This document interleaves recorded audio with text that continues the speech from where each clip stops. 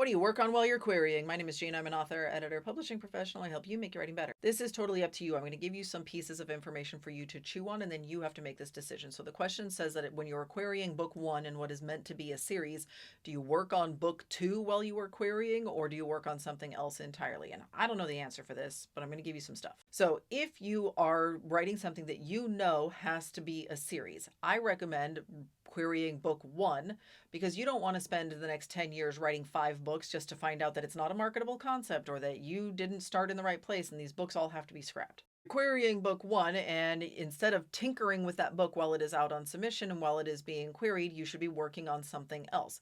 If you want to work on book two in the series, then you have this leg up when agents call and they say, I'd like to offer representation. I don't know why I'm doing this with my hand. Tells you how old I am, that's what a phone looks like to me.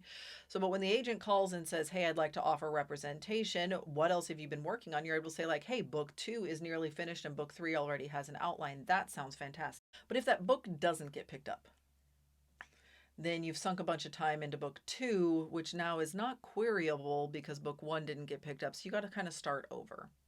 Does that matter to you? Do you want to start over? I don't know. If you instead start working on some other project, and so the agent is like, hey, I really like this book and I would like to offer representation on my old ass phone again.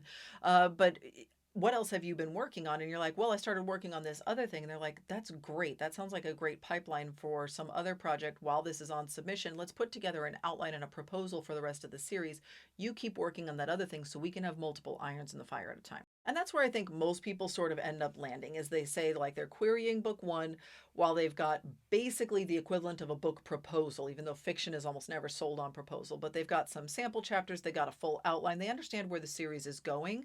And I can't tell you how many times I talk to people in book coaching where they're like, I want it to be a 7-book series. And I'm like, great, tell me what the rest of that series looks like. And they go, I don't know. And what they mean is like they can envision that there's a bigger world than this book, but they haven't thought about the arc of the series. So if you really want this to be a series, think about the arc of the series. What comes next? What's the next arc? Are we exploring a different character's perspective? Are we getting is the battle and the fight and the world to save saving the world? Is that getting bigger? Is that becoming more dangerous? Is she unlocking more powers? Are we exploring other pieces of history? Like, what does the series do after this? Being able to speak intelligently about that is only going to help your chances. And it's probably also going to improve book one.